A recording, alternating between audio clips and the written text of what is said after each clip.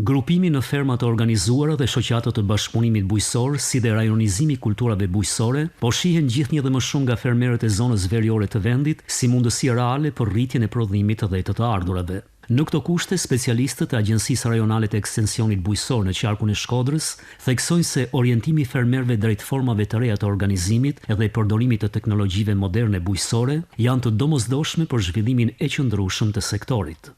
Për vitin 2026, specialistët e Arebi Shkodër janë përqendruar për këshillimin e fermerëve, për zbatimin e formave të reja teknologjive bujqësore, për ndërgjegjësimin e fermerëve për përdorimin me rregull dhe me kriter të produkteve të mbrojtjes bime, sidomos në sipërfaqet e serave, që ato kërkojnë trajtime maksimale për kushtet e favorshme që i zhvillohen mikrobat në sera.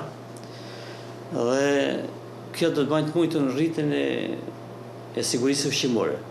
Megjithëse Shkodra s'ka kënd problem në këtë drejtim, fermerët duket se janë më të nervosur. Në qarkun e Shkodrës, viti që shkoi 2025 ka shënuar rendimentet më të larta të prodhimit në 30 vitet e fundit në disa prej kulturave bujqësore si misri, duhani dhe vreshtat.